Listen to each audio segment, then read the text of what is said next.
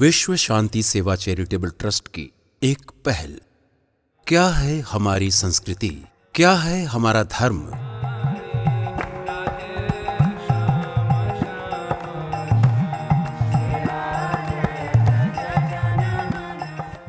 आइए समझते हैं धर्म एवं संस्कृति की परिभाषा पूज्य श्री देवकीनंदन ठाकुर जी के श्रीमुख से।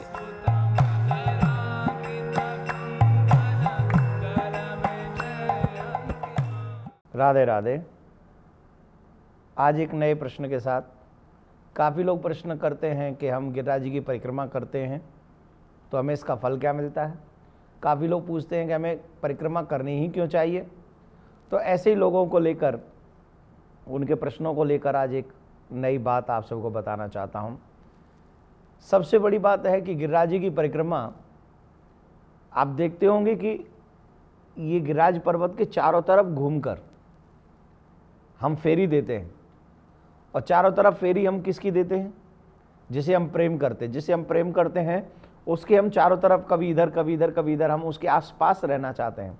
इसलिए इसका एक तो भाव ये भी है कि हम गिरिराज जी को प्रेम करते हैं, हम अपने प्रेम का इजहार उनके सामने करते हैं परिक्रमा लगाकर। दूसरी बात यह है कि हमें ये समझना चाहिए कि गिरिराज जो हैं ये साधारण पर्वत नहीं है। ये गोलोक में जब भगवान श्री कृष्ण सर्वेश्वरी श्री राधा से कहते हैं कि आप अवतरित होइए, पृथ्वी पर मैं जा रहा हूं, आप भी मेरे साथ चलिए, तब सर्वेश्वरी श्री राधा कहती हैं जहां जमुना नहीं है, जहां गोवर्धन नहीं है, जहां गाय नहीं है, वहां जहां वृंदावन नहीं है, वहां मेरा मन कैसे लगेगा? मैं तो वहीं रहती हूं जहां पर गोवर्धन है, जहां पर वृंदावन है, जहां जमुना है, मैं तो वहीं रहती हूं। तो भगवान श्री कृष्ण ने जब इतना सुना तो भगवान श्री कृष्ण के जो दृष्टि है वो उन्होंने अपने हृदय के ऊपर डाली। तो जब हृदय के ऊपर अपना दृष्टिपात किया तो वहाँ से एक बहुत सुंदर सा पर्वत धराधाम पर प्रकट हुआ और उसमें बहुत ही मणि इत्यादि रत्न उपहार थे। उसमें बड़ा ही सुंदर तेज था, फल इत्यादि उस पर्वत के ऊपर लगे हुए थे और उसी को गिरिराज के रूप में ब्रज में स्थापित किया गया। एक बात और बता दे, गोवर्धन की परिक्रमा करने वाला व्यक्ति कभी दरिद्री नहीं रहता। जो जीव मन क्रम वचन से गोवर्धन की परिक्रमा करता है वो हमेशा ही धनवान बना रहता है, पहली बात। दूसरी बात, ये जो गिरिराज पर्वत है ये भगवान श्री कृष्ण ने ही इनकी पूजा प्रारंभ कराई। एक और बात, श्रीनाथ जी में और गोवर्धन में कोई अंतर नहीं, ये दोनों एक ही स्वरूप है। आप जाएंगे नाथ द्वारे, वहाँ गिरिराज श्रीनाथ जी का दर्शन होता है, यहाँ पर्वत के रूप में उनको दर्शन, यहाँ पर्वत के रूप में आपको गोवर्धन में दर्शन होता है।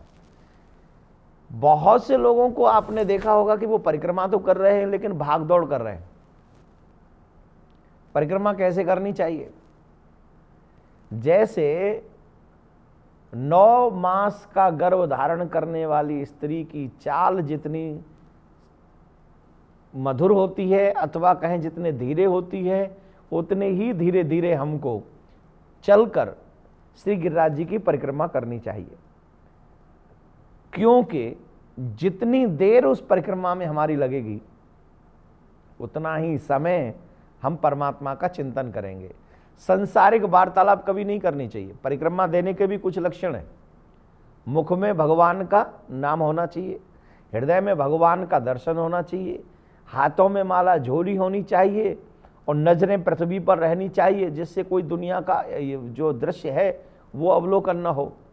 धीरे धीरे चाल से आप जब परिक्रमा लगाते हो तो जितना समय गिरिराज जी की परिक्रमा में लगता है उतना ही समय आपकी भक्ति में लगता है। मैं बहुत से लोगों को देखता हूँ वो चर्चा करते हुए जाते हैं, अस्त व्यस्त स्थिति में वो बातें करते चले जाते हैं, कोई गाने गाते चले जाते हैं। ऐसा नहीं करना चाहिए।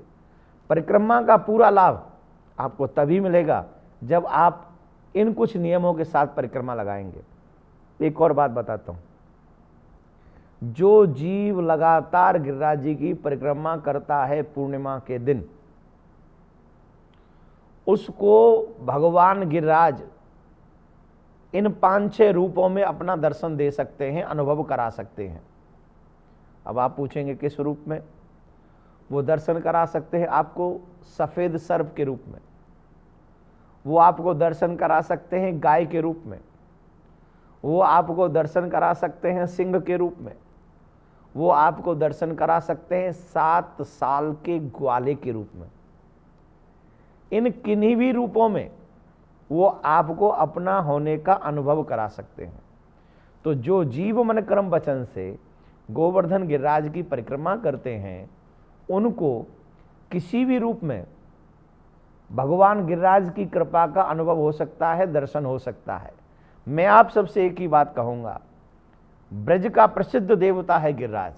आप आइए, आप चलिए, आप बढ़िए। गिरिराज की परिक्रमा अगर पूर्णिमा के दिन लगातार आप करते रहें तो ऐसा मेरा मानना है कि आपके सब संकट कट जाएंगे, आपके सारे कष्ट मिट जाएंगे और आपको भगवत प्राप्ति भी होगी, भगवान की भक्ति भी। आप देखेंगे इस गिरिराज की परिक्रमा करते हैं, यहाँ पर क्या साधारण स्थल है? नहीं, यहाँ पर भगवान ने चारों तरफ श्री कृष्ण ने अपनी लीलाएं की हुई हैं। उनके चरण कमलों का चिन्ह यहाँ पर नजर आता है, दर्शन यहाँ पर नजर आता है। तो जब हम गिरिराज की परिक्रमा लगाते हैं, इसका मतलब जानते हो क्या है? इसका मतलब है कि हम भगवान श्री कृष्ण की भी परिक्रमा लगा रहे हैं। तो ऐसे सुंदर भाव से आप गिरिराज जी की परिक्रमा करिए, यही अपने मन में भाव रखिए, गिरिराज छटा तेरी न्यारी है, मैं तो गोवर्धन को जाऊं मेरी वीर, नाय माने मेरो मनुआ। इन्हीं भावों के साथ में जो कहते हैं कि द्रैण चरणन तेरो भरोसो, श्री वल्लभ नख चंद्र छटावन, सब जग माहि अंधेरो, भरोसो दृढ़ चरणन केरो। तो हम लोग गिरिराज की तलहटी में रहें, वहीं बैठकर भजन करें, वहीं स्मरण करें। ऐसा भाव मन में रखकर अगर आप परिक्रमा लगाएंगे तो गिरिराज बाबा आपकी प्रत्येक मनोकामना पूरी करेंगे। इन्हीं शब्दों के साथ पुनः मिलेंगे किसी और क्वेश्चन के साथ। अभी के लिए राधे राधे।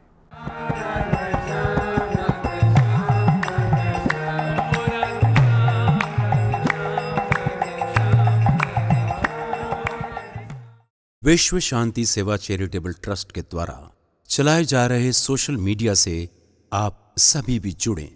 YouTube के सब्सक्राइबर बनने के लिए YouTube में टाइप करें देवकी नंदन जी महाराज। Facebook पर पूज्य महाराज जी के आधिकारिक पेज को लाइक करने के लिए देवकी नंदन ठाकुर जी सर्च करें। ट्विटर पर पूज्य महाराज जी को DN_ठाकुर_जी फॉलो करें।